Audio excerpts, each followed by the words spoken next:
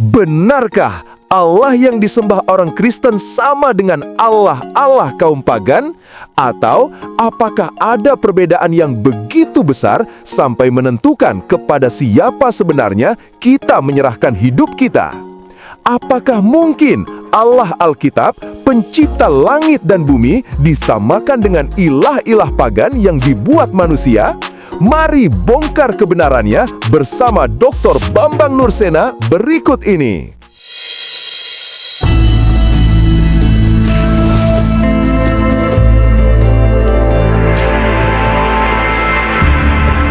Allah yang tidak dikenal, yang tercatat dalam sebuah kuil atau sebuah altar di Athena, itu disebutkan. Justru Paulus melakukan identifikasi yang tidak sama dengan Allah yang diberitakan Paulus di dalam Kristus. Nah, ini menarik untuk menjadi model biblik memandang iman Kristen dengan agama-agama lain. Nah, kalau Paulus bertemu dengan sesama orang Yahudi, tentu itu lebih mudah, ya. Karena mereka membaca kitab suci yang sama, yaitu kitab Tanakh, Torah, Nevim, Ketubim, atau kitab Ma. Begitu pula ketika Paulus berbicara kepada orang-orang yang takut akan Allah, yaitu kaum yang beriman agama Yahudi. Tentu keduanya, baik orang Yahudi dan orang-orang non-Yahudi yang beragama Yahudi, itu merujuk kepada teks-teks suci yang sama. Tetapi akan ada ketika Paulus berbicara dengan filsafat Epikuros dan filsafat Stoa. Nah, tentu pendekatan-pendekatan itu yang menarik kita pelajari, sehingga saya menjadikan ini sebagai catatan untuk materi kuliah kita, untuk memperdalam pendekatan teori kita terhadap lain, atau pemikiran-pemikiran yang berbeda. Nah, untuk memahami agama Yahudi atau penganut agama Yahudi atau sinod, jamaknya buminois, itu mudah. Karena untuk membayangkan siapa Yesus pada teks-teks janjian lama tentang nubuat, bagaimana ketika Paulus Epikuros atau Stoa yang dijumpainya di Athena. Nah, untuk mengenal tentu kita harus paling tidak dalam dasar kita memahami bagaimana Epikurisme, bagaimana Stoik atau filsafat Stoa. Epikurianisme itu didirikan, sekolah filsafat yang didirikan oleh Epikuros, yang lahir tahun 21 dan meninggal tahun 270 Masehi. Pandangan Epikuros itu banyak dipengaruhi oleh filsafat Demokritus dan Aristoteles. Kita kenal Demokritus itu penemu atom, ya. Mengajarkan Epikuros itu ada 4 obat dalam hidup manusia yang disebut tetraparmakos. Tetra itu artinya 4 dan parmakos itu obat, makanya toko obat namanya farmasi. Apa 4 obat itu? Ilahi tidak turut campur dalam urusan manusia. Jadi dia percaya dengan eksistensi yang ilahi, tetapi yang ilahi itu tidak campur dalam urusan dengan filsafat yang dinamakan deisme dalam istilah modern. Yang kedua, kita tidak perlu khawatir dengan kematian. Sebab kata Epikuros, ketika kematian kita tidak ada lagi, itu akan mudah. Tempat apa yang buruk itu dicari. Saat ini manusia diajak untuk menikmati hidup dengan yang memuat kesenangan dan kenikmatan. Pengaruh teori Demokritus dan kehidupan sepenuhnya terdiri dari atom-atom telah melahirkan corak pikiran Epikuros yang materialistik. Karena itu tidak ada kematian. Kematian tidak usah ditakuti, katanya. Sebab selama kita ada kematian tidak bersama kita, dan ketika datang tidak ada. Pemikiran Epikuros ini yang melatar belakangi penolakan sebagian orang-orang Athena pada waktu itu terhadap Injil, orang yang diwartakan oleh Rasul Paulus tentang kebangkitan orang mati.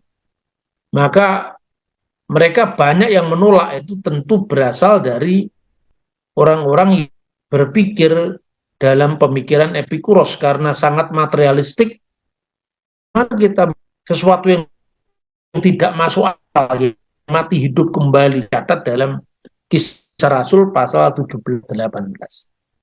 Nah, berbanding terbalik dengan apa yang dilakukan oleh aliran Stoa ini, didirikan lahir tahun 3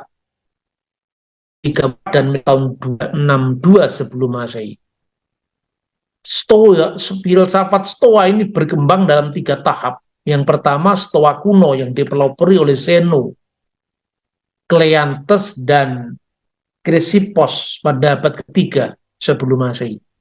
Dan tahap kedua Stoa pertengahan. Tokohnya antara lain Posidonius dan Cicero pada abad kedua sampai abad 1 sebelum Masehi, dan Stoa tahap akhir yang dipelopori oleh Seneca dan Epikletos. Dari Athena, Stoisme dibawa ke Roma menjadi agama etis seiring dengan awal perkembangan kekristenan. Sejarawan Yahudi seperti Flavius Josephus yang sangat terkenal itu ternyata juga dipengaruhi oleh ajaran ini. Maka Josephus itu menyebut bahkan aliran-aliran keagamaan di Israel seperti Saduki, Parisi, dan Esseni yang disebut dalam bukunya yang berjudul Sejarah Kuno Bangsa Yahudi, malah dia sebut aliran filsafat. Padahal itu aliran keagamaan. Bahkan Kaisar Marcus Aurelius juga turut mendukung ajaran Stoa ini. Maka Stoa itu menjadi semacam kelompok filsafat yang bergengsi di kalangan masyarakat yang terpelajar. Saya kira berbeda dengan Epikuros yang menolak campur tangan Allah dalam ciptaan. Stoa justru mengajarkan bahwa alam semesta ini tidak bisa dilepaskan dari entitas yang disebut logos. Logos atau akal ilahi yang meresapi seluruh ciptaan, bahkan sebagai blueprint dari ciptaan itu sendiri. Nah, ini pengaruhnya dalam etika, berbeda dengan Epikuros yang mengejar kebahagiaan dengan pemuasan kenikmatan hidup.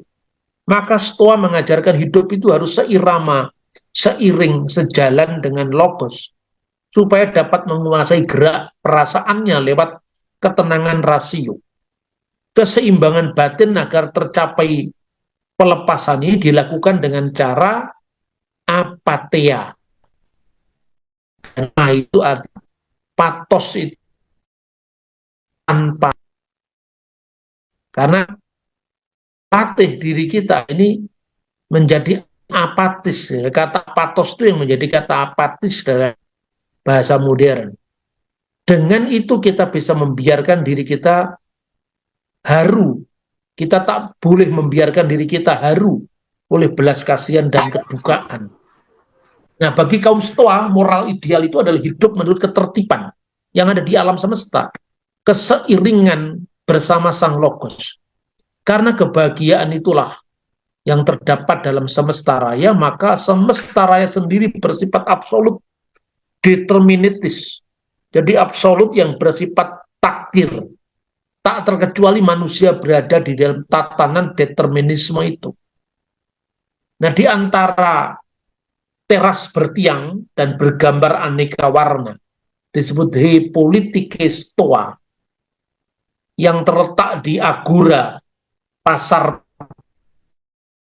Athena kuno. Mereka mengucapkan dalam bahasa Latin ungkapan yang sangat terkenal, dusun volentem fata nolentem tracuni.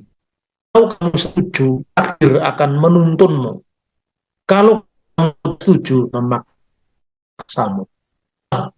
Pola pikir dari yang terwakili dari apa yang dikatakan oleh Seneca. Nah, Sekarang pertanyaan sebagai refleksi teologis kita menghadapi dua aliran itu dipertanyakan oleh, kalau gitu samakah Allah yang disembah orang Kristen dengan agnostoteo yang disembah oleh ortu? Menemukan dalam Kisah Rasul, aku berjalan dan melihat liang pujaanmu. Aku menduga sebuah mesbah dengan tulisan agnostote Allah yang dikenal. Kamu sembah tanpa mengenalnya, itulah yang kuberitakan kepada kamu. Jadi kalau pertanyaannya kalau sama, kenapa Paulus harus mengkoreksinya? Tapi kalau beda, kenapa Paulus harus mengatakan bahwa apa yang kamu sembah tanpa mengenalnya, itulah yang kuberitakan kepadamu? Maka jawabannya ya sama, ya tidak sama. Ya sama artinya konsep tentang Tuhan itu memang berbeda satu sama lain. Tetapi eksistensi Tuhan itu adalah sama sekalipun dia didekati, diteorikan, diteologikan dalam konsep teologis yang berbeda-beda. Paulus menyadari perbedaan itu, yaitu perbedaan konseptual tentang supreme being atau Tuhan atau apa namanya. Maka dia satu pihak mengidentifikasi dalam pengertian secara eksistensial. Tuhan seluruh alam semesta ini adalah Tuhan yang satu, tidak dua, tidak tiga. Tetapi kalau dalam pendekatan Kristen, karena manusia itu dosa, maka itulah sebabnya pengenalan Allah itu bisa rusak. Karena pikiran kita telah dicemari oleh dosa-dosa. Maka disitulah Paulus melakukan evaluasi kritis terhadap pemahaman para filosof maupun para penyembah kaum pagan yang waktu itu ada di kota Athena. Allah yang telah menjadikan langit bumi dan segala isinya adalah Tuhan atas langit bumi. Tidak diam di kuil-kuil buatan tangan manusia dan juga tidak dilayani oleh tangan manusia seolah-olah ia kekurangan apa-apa. Ini menunjukkan kritik Paulus secara teologis dari sudut pandang iman Kristen. Karena Tuhanlah yang memberikan hidup dan nafas segala sesuatu kepada semua orang.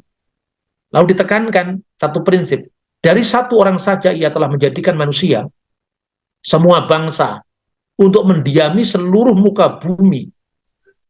Dan ia telah menentukan musim-musim bagi mereka dan batas-batas kediaman mereka, supaya mereka mencari dia dan mudah-mudahan menjamah dan menemukan dia, walaupun ia tidak jauh dari kita asing. Ini terus konsep bahwa satu, Allah yang menciptakan bumi itu satu.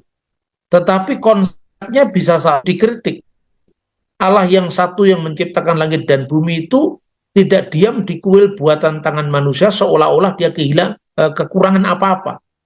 Tapi di pihak lain ditekankan karena asal-usul manusia itu satu, maka Tuhan yang disembah oleh orang Kristen adalah Tuhan yang sama, yang di bangsa-bangsa pagan, sekalipun mereka salah dalam melakukan pendekatan tentang dia yang satu. Lalu dia mengkritisi ajaran itu. Menariknya, justru Paulus mengutip banyak dari pujangga-pujangga mereka, dari para filsuf mereka. Sebab di dalam dia kita hidup, kita bergerak, dan kita ada, seperti yang juga dikatakan oleh pujangga-pujanggamu. Sebab kita ini keturunan Allah juga. Dan disinilah dia mengutip karya-karya filsafat Yunani untuk menunjukkan bahwa iman Kristen itu tidak memperkenalkan sesuatu yang sama sekali baru, tetapi meneruskan, melanjutkan, memperlengkapi kesadaran yang sama tentang the supreme being itu di dalam pemahaman yang paripurna yang dikenal di dalam Yesus Kristus.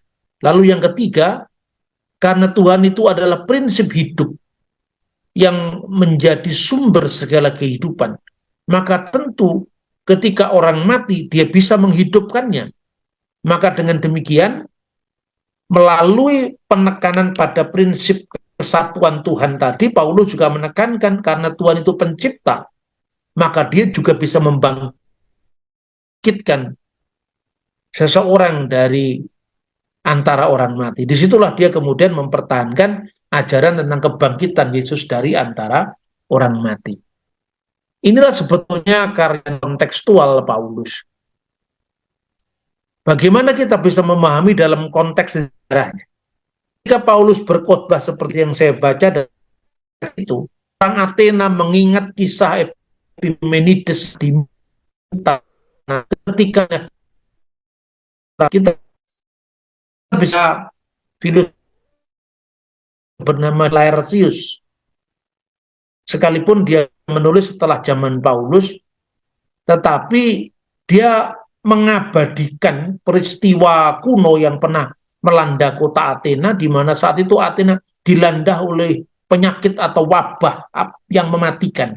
Maka disitulah Epimenides, seorang filosof, diundang oleh penguasa kota Athena itu agar menasihati warga Athena apa yang kira-kira bisa dilakukan. Lalu Epimenides mengusulkan agar dia minta pertolongan kepada ilah setempat, ya, yang disebutkan di sana sebagai Theouin to Prosikontiteu, dengan altar tanpa nama yang tertulis di atasnya. Ini persis dengan apa yang disebutkan dalam kitab suci, sekalipun rumusannya berbeda. Lalu rakyat Athena disuruh untuk memuja kepada yang tanpa nama yang tertulis di atasnya tadi. Seolah-olah ketika Paulus mengatakan ingatlah kepada apa yang pernah terjadi di kota Athena, ketika mereka dilanda penyakit yang mematikan, atas nasihat Epimenides, rakyat Athena disuruh menyembah, meminta tolong kepada ilah setempat yang tentu dikenal dalam bahasa mereka maksudnya, tapi tanpa nama. Ilah Pontius, Jupiter, atau siapapun, Afrodit, tetapi ini Allah yang tidak ada namanya. Karena nama-nama manusia mungkin itu tidak bisa mencakup kebesarannya. Nah, dari apa pendekatan Paulus ini, orang Athena diingatkan kembali kepada Tuhan yang altarnya tanpa nama, yang oleh Paulus dikalimatkan sebagai agnostoteo, Allah yang tidak dikenal. Dari prinsip yang disampaikan Paulus, kaum Epikuros menolak karena mereka, jadi yang menolak itu kebanyakan orang Epikuros karena mereka sangat materialistik, ya. Tapi di satu pihak, menurut laporan dari kitab suci, ada seorang yang menerima. Kemungkinan orang ini pasti karena dia diingatkan oleh peristiwa sejarah yang pernah terjadi di antara mereka tentang Tuhan yang altarnya tidak bernama itu. Salah satu dari orang itu adalah Dionysius dari Areopagus, anggota senator Mahkamah Areopagite Mars, bertobat karena pewartaan Paulus. Nah, saudara-saudara, ini adalah catatan yang saya kutip dari catatan Yunani. Ada bisa membaca ini, saya kira edisi Yunani dan Inggrisnya itu bisa diikuti, tidak salah itu sudah di PDF-kan, ya. Mungkin Anda bisa baca itu, cross check data yang saya sampaikan, judul bukunya ini. Tapi ini catatan sejarah yang ternyata itu secara arkeologis membenarkan apa yang tercatat dalam kitab suci. Inilah catatan Diogenes Laertius. Demikian. Saya kutip langsung fungsinya, apa yang saya bagikan ini bukan sekedar PowerPoint. Sebab yang begini buat PowerPoint, karena kalau PowerPoint itu kan data-datanya bukan langka lagi, tetapi ini data-data setiap pembacanya terpaksa harus muat sepenuhnya dalam bentuk terjemahan supaya Anda bisa mengikuti, jadi studi dokumennya. Karena saya yakin tidak mudah juga Anda mencari dokumen yang saya sampaikan. Maka minta maaf, ini bukan PowerPoint makalah yang sengaja saya tuliskan supaya kita lebih mudah mengikutinya, karena kita kuliah dengan cara Zoom. Selain saya bagikan artikel yang sudah saya tulis. Demikian catatan dia dari abad kedua. Karena itu pada saat warga Athena diserang wabah, dia menyebut dalam bahasa Yunani kulin nion agos, wabah sampar. Mungkin ya seperti COVID sekarang ini ya. Seorang peramal wanita dari Pitia memerintahkan untuk membersihkan kota, dan kemudian atas perintah Nikias, putra Niseratus, penguasa kota Yunani saat itu, mereka mengirimkan sebuah kapal ke Kreta untuk meminta nasihat Epimenides. Epimenides pun tiba pada tahun ke-46 tahun Olimpiade untuk memurnikan kota mereka dan menghentikan wabah tersebut dengan cara diambilnya domba-domba, sebagian hitam dan yang lainnya putih, lalu membawa domba-domba itu ke Areopagus. Di sana domba-domba itu dibiarkan pergi merumput kemana mereka suka, lalu memerintahkan penduduk kota itu mengikuti domba-domba tersebut, dan dibuat mana masing-masing domba itu, dan kemudian bahkan korban kepada ilah di tempat itu. Jadi istilahnya itu. Dengan demikian konon setelah itu wabah itu reda. Alasan itu bahkan sampai suatu altar yang tanpa nama tertulis di atasnya, dan ini bisa diidentikan dengan apa yang dikatakan Paulus, agnostoteo, yang bisa ditemukan di berbagai bagian di kota Athena sebagai peringatan atas pendamaian, penebusan, pertolongan kota itu dari ilah yang tidak dikenal. Nah, sekarang kita akan cross check apa data catatan sejarahnya ya. Sekarang itu tadi pendekatan teologisnya sudah saya sampaikan. Sekarang secara historis ya, ada perbedaan antara keterangan Plato dan Aristoteles dalam hal ini tentang kapan Epimenides, filosof sebelum Plato itu, mengunjungi kota Athena. Ini Plato menulis dalam bukunya Nomos, jilid 1. Epimenides, pria ilahi yang baik itu, telah mengunjungi kotamu, maksudnya kota Athena. Sementara 10 tahun sebelum perang Persia, ini kira-kira yang ditulis sekitar tahun 500 sebelum Masehi. Sedangkan muridnya Plato, yaitu Aristoteles, katanya Epimenides tiba di Athena setelah terjadinya kudeta Silon. Kudeta itu terjadi kira-kira tahun 600 sebelum Masehi. Perlu dicatat bahwa kisah Epimenides dan pembebasan Athena dari wabah sampar oleh ilah yang tidak dikenal namanya ini terus hidup dalam memori kolektif rakyat Athena selama ratusan tahun. Dan ketika Paulus berdiri di Areopagus, tempat semua peristiwa dahulu itu pernah benar-benar terjadi, pledoi sang rasul begitu menggugah kerinduan mereka akan Allah sejati yang wajahnya selama ini terkaburkan oleh konsep pagan maupun kerumitan filsafat mereka. Agnostoteo, Tuhan yang tidak dikenal, tegas Paulus, laksana menyibak tirai menutup mata batin mereka. Yang kamu sembah tanpa mengenalnya, itulah yang kuberitakan kepadamu. Jadi di sini ada prinsip evangelisasi yang mencari titik temu kesadaran manusia akan supreme being yang pernah Paulus, dan konsep itu pati Paulus kepada eksis manusia yang selalu merindu kebenaran ilahi. Dan itulah yang harus dihormati, di mana manusia itu adalah otentik. Mungkin buskan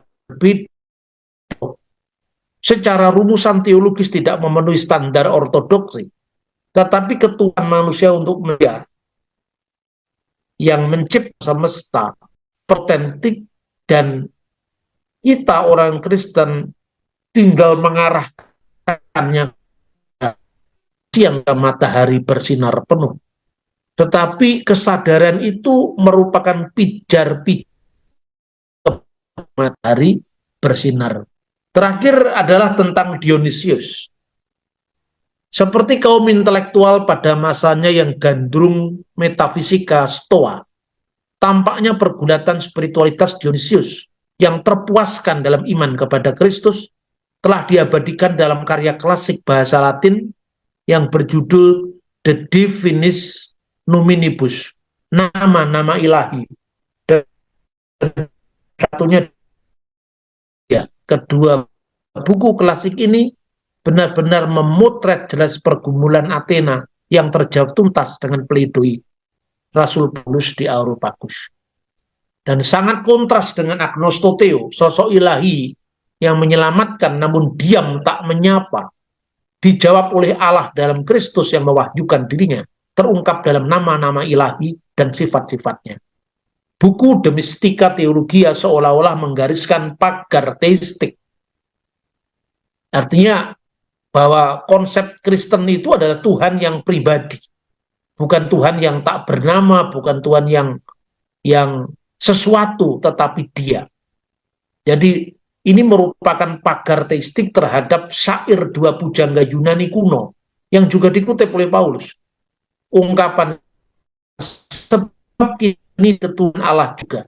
Ungkapan Yunani yang dikutip oleh Paulus, togar kegenos esmen, ternyata berasal dari penyair yang namanya Aratus yang hidup tahun 270 sebelum Masehi, dan satunya lagi Kleantes yang semula bersifat panteistik, lalu oleh Paulus dimaknai secara monoteistik, kemudian dijabarkan lebih lanjut oleh Dionysius. Jadi artinya ini satu menurut saya pencapaian kontekstualisasi yang luar biasa, karena di situ kita bisa memotret ya pergulatan pikiran para filosof itu, tetapi tidak dinafikan, tetapi dihormati, tetapi direfleksikan ulang dalam terang iman Kristen. Yang bisa disimpulkan seperti ini.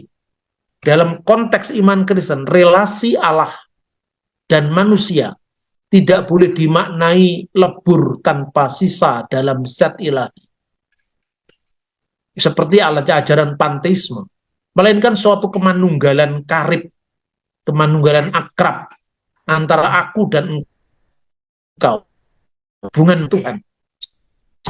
Sehingga dengan tetap mentas insani itu tersedia ruang bagi doa dan penyembahan.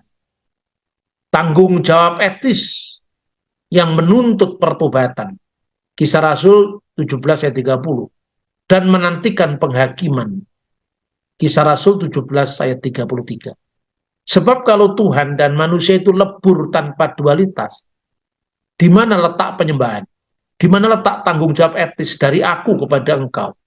Pagar teistik ini seolah-olah telah diprediksi oleh Rasul Paulus yang visioner, karena pada abad berikutnya Stoisme yang menjadi mode, khususnya melalui pemikiran Seneca, justru melebur menjadi neoplatonisme yang panteistik.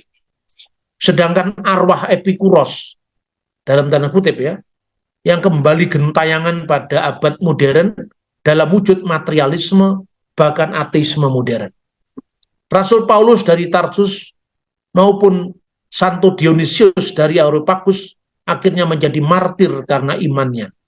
Mantan Rabi Yahudi murid Gamaliel II itu menerima mahkota kesahitannya di Roma tahun 67 Masehi, sedangkan astronom dan senator Areopagus itu dipenggal kepalanya di Athena pada masa pemerintahan Kaisar Domitianus. Karena perjuangan gereja kuno menghormati mereka, dan biasanya di dalam bacaan dari keduanya tercurah, maksudnya Rasul Paulus dan Dionysius dari Areopagus dari Yunani. Ya, sampaikan untuk teman-teman, semoga ini bisa dilanjutkan dalam permenungan, refleksi yang lebih dari Kisah Rasul pasal 17. Terima kasih. Ya, terima kasih Pak untuk pemaparan materinya, cukup menarik dan berbobot Pak. Kita akan masuk dalam sesi tanya jawab, tapi ada beberapa catatan dari saya Pak. Di awal pembukaan tadi mengenai salah satu dari 4 obat Stoik, yang dimana itu apa, Demokritus, yang hari ini hampir sebagian kaum milenial, kalau sejauh pemandangan saya dan beberapa akun-akun YouTube itu yang di admin oleh beberapa kaum milenial itu kayak menggemari apa, ajaran atau filsafat Stoik ini dengan begitu kompleksnya pergumulan di dalam kehidupan, sehingga kedamaian dan apa, dikotomi kendali itu mereka dapat dari ajaran ini. Nah, kemudian yang kedua mengenai pemikiran Paulus, Pak, tadi yang memang tidak bisa dipungkiri bahwa sangat dipelopori dan sangat di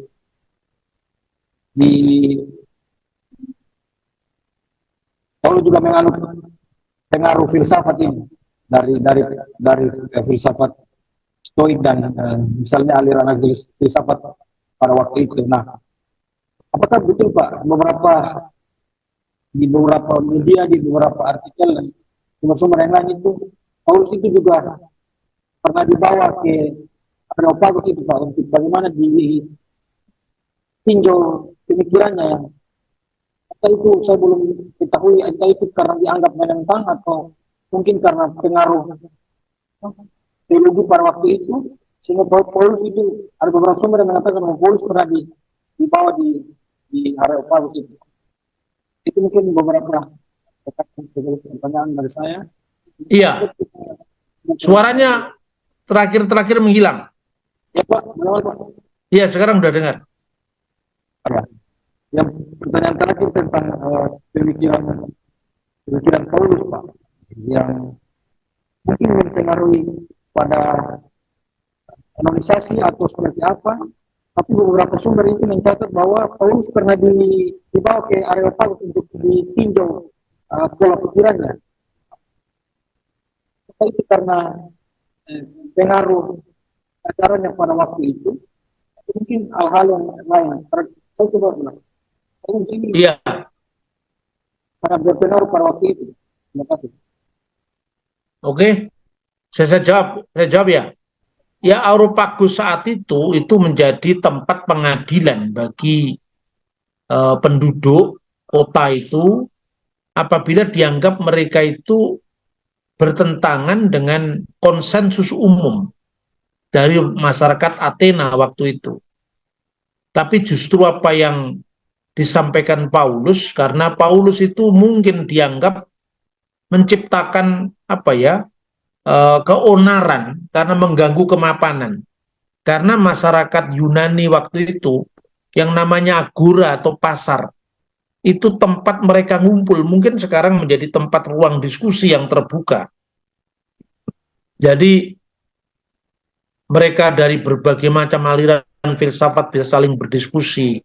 Jadi sebetulnya ada 3 unsur di situ. Yang pertama, tempat kaum pagan menyembah segala macam Tuhan atau dewa-dewa mereka, dari dewa-dewa yang sifatnya mayor seperti misalnya Jupiter, Zeus, sampai dewa-dewa yang sifatnya minor, artinya dewa-dewa kecil. Bahkan Agnostoteo yang disebutkan dalam kitab suci itu termasuk ilah setempat katanya, artinya ilah yang tidak dikenal, tetapi justru itu yang menjawab, karena itu tidak ada patungnya, tidak ada arcanya.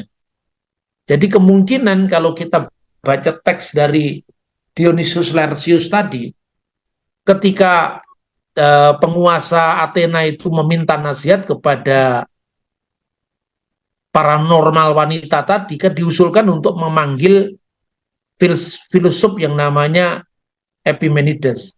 Kira-kira Epimenides itu bertanya, apakah kalian sudah menyembah, minta tolong kepada dewa-dewa yang ada di seluruh Athena? Sudah. Jawabannya apa? Tidak ada jawaban, karena wabah penyakit tetap mematikan.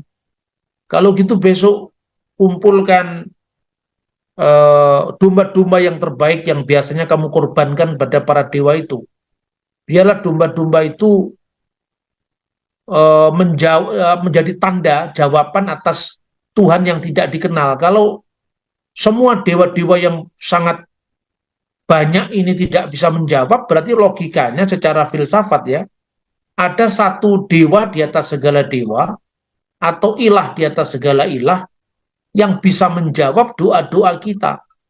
Jadi antara pendekatan filsafat yang tidak menyapa yang ilahi, meskipun waktu itu filsafat Stoa itu menjadi satu yang digemari sampai ahli-ahli seperti Kaisar Aurelius, bahkan sejarawan Yosepus itu mengagumi ya saat itu, artinya betapa populernya filsafat Stoa saat itu.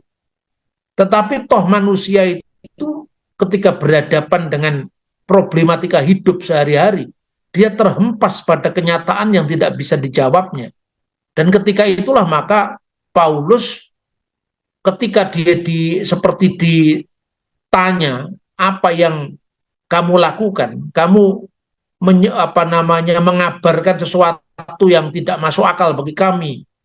Karena penuduhnya kan bukan orang Stoa saja, orang Epikuros yang sangat materialistik ya. Tetapi justru karena sangat tepat itu tadi, dia mengingatkan apa yang pernah Athena itu.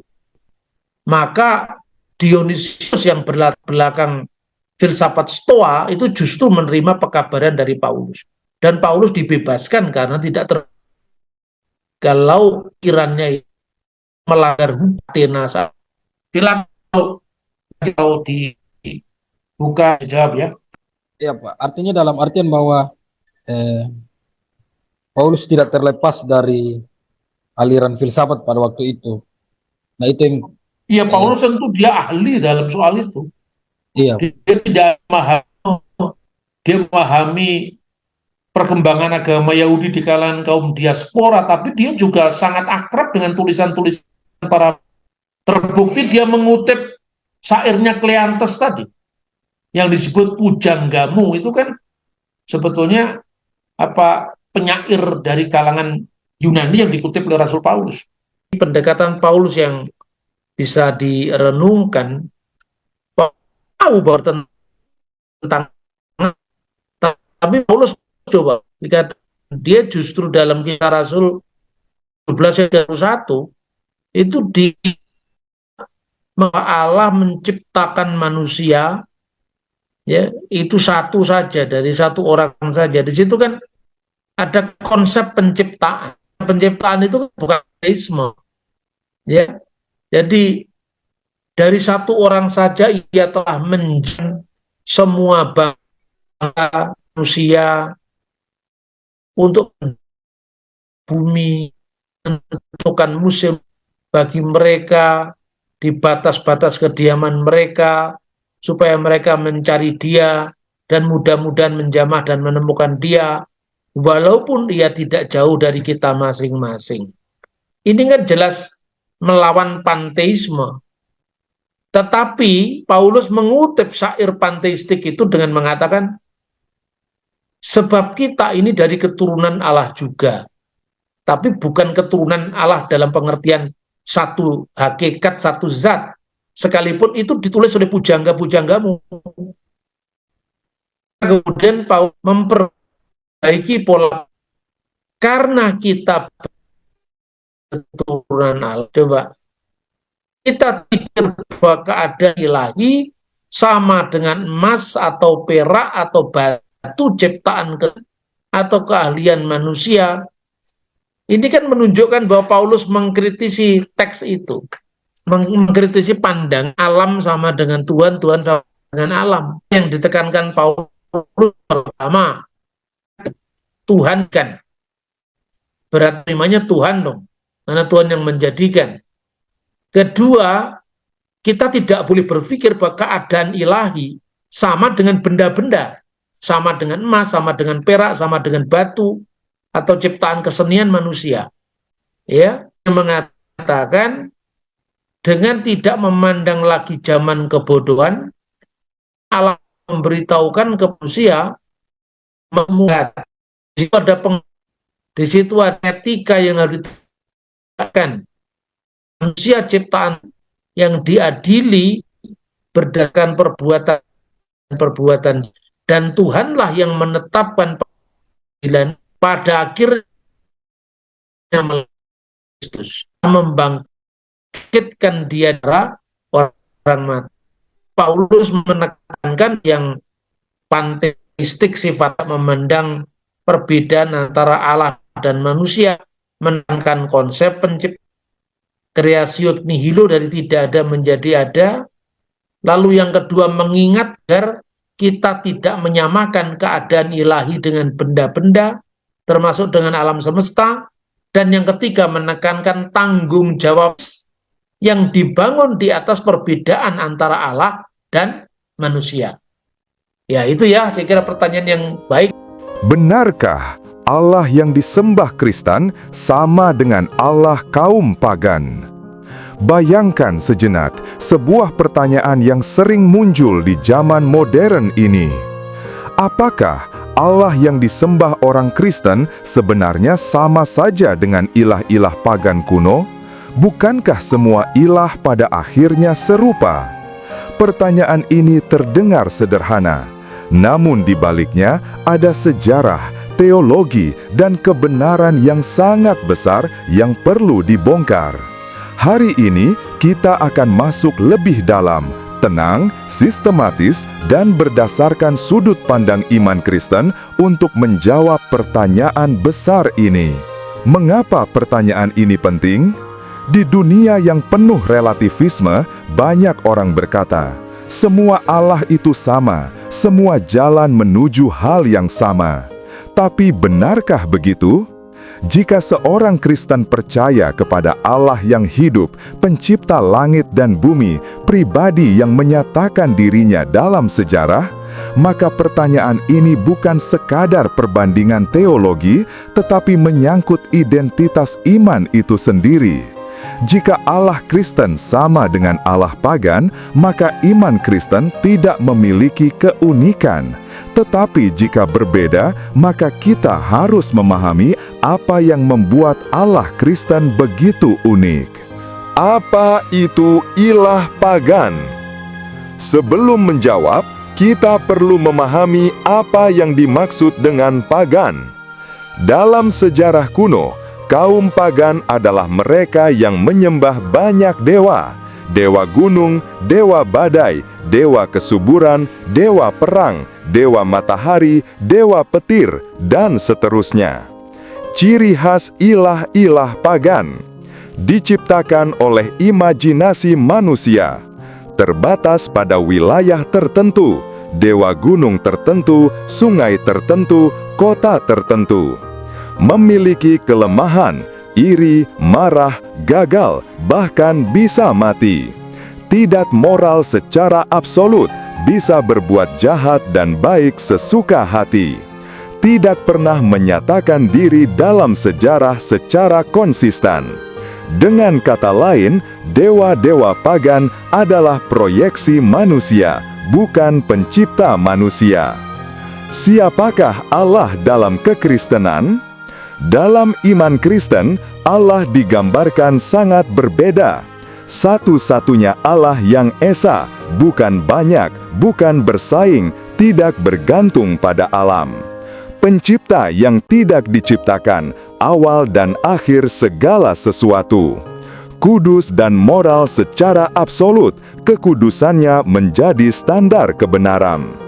Transenden dan imanen, jauh melebihi ciptaan tetapi juga dekat dan peduli.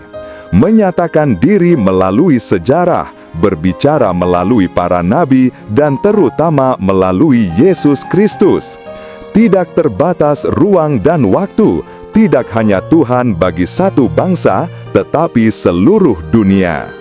Konsep ini tidak ditemukan dalam kepercayaan pagan manapun. Alkitab tidak pernah menyamakan Allah dengan ilah pagan. Dalam Alkitab, Allah berulang kali membedakan dirinya dari ilah-ilah lain. Perjanjian Lama penuh dengan deklarasi seperti, "Akulah Tuhan, tidak ada yang lain. Tuhan itu Allah, tidak ada yang lain selain Dia."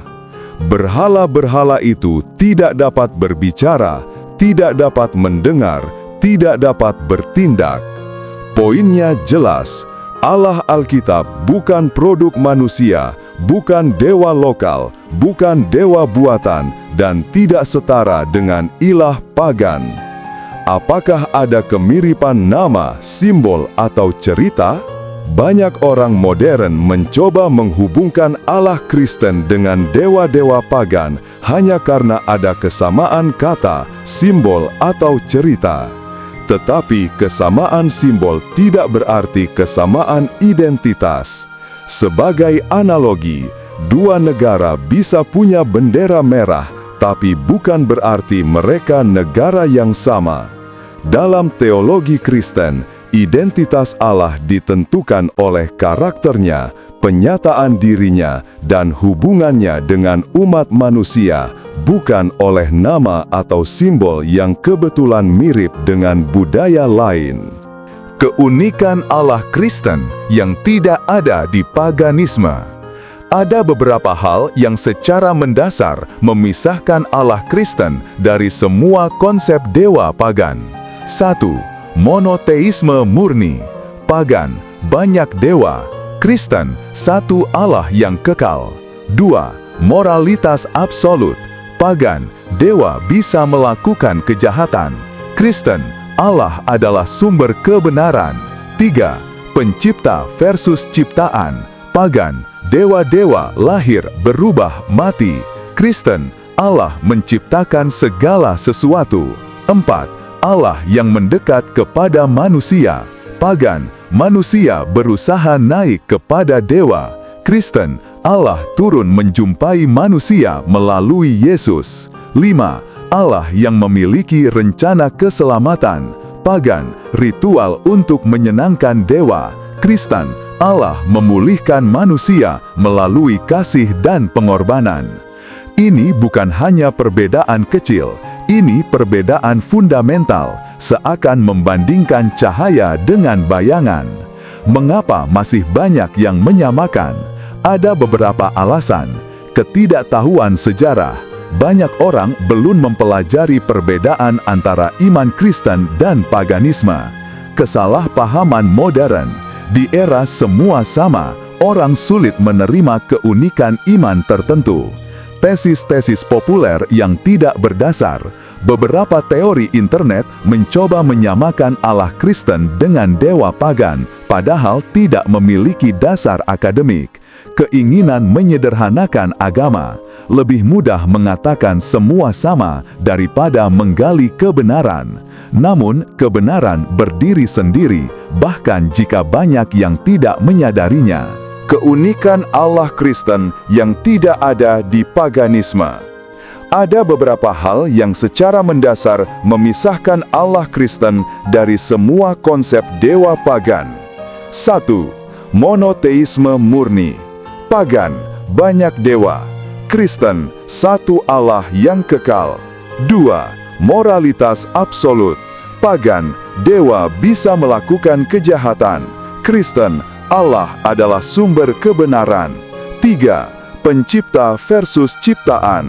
Pagan, dewa-dewa lahir, berubah, mati. Kristen, Allah menciptakan segala sesuatu. 4. Allah yang mendekat kepada manusia. Pagan, manusia berusaha naik kepada dewa. Kristen, Allah turun menjumpai manusia melalui Yesus. 5. Allah yang memiliki rencana keselamatan. Pagan, ritual untuk menyenangkan dewa. Kristen, Allah memulihkan manusia melalui kasih dan pengorbanan. Ini bukan hanya perbedaan kecil, ini perbedaan fundamental, seakan membandingkan cahaya dengan bayangan. Mengapa masih banyak yang menyamakan? Ada beberapa alasan.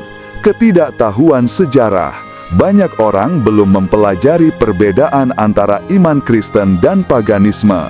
Kesalahpahaman modern. Di era semua sama, orang sulit menerima keunikan iman tertentu. tesis-tesis populer yang tidak berdasar. Beberapa teori internet mencoba menyamakan Allah Kristen dengan dewa pagan, padahal tidak memiliki dasar akademik. Keinginan menyederhanakan agama. Lebih mudah mengatakan semua sama daripada menggali kebenaran. Namun kebenaran jadi, apakah Allah Kristen sama dengan ilah pagan? Dalam sudut pandang Kristen, tidak, sama sekali tidak.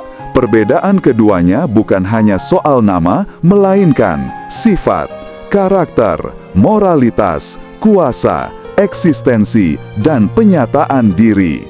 Ilah pagan adalah ciptaan manusia. Allah Kristen adalah pencipta manusia. Ilah pagan berubah-ubah. Allah Kristen kekal selama-lamanya. Ilah pagan diam dan tak berdaya. Allah Kristen berbicara, bertindak, dan memimpin sejarah. Mengapa ini penting untuk iman Kristen? Karena jika Allah Kristen unik, maka iman Kristen memiliki fondasi yang kokoh. Penyataan Kristus menjadi pusat keselamatan. Relasi pribadi dengan Allah menjadi mungkin. Umat Kristen mengerti kepada siapa mereka percaya. Dan yang paling penting, iman kita tidak dibangun di atas tradisi manusia, tetapi di atas pribadi yang hidup. Pada akhirnya, pertanyaan apakah Allah Kristen sama dengan ilah pagan bukan sekadar perbandingan teologi kuno. Ini adalah pertanyaan tentang identitas Allah, identitas kita, dan kemana kita menaruh hidup kita.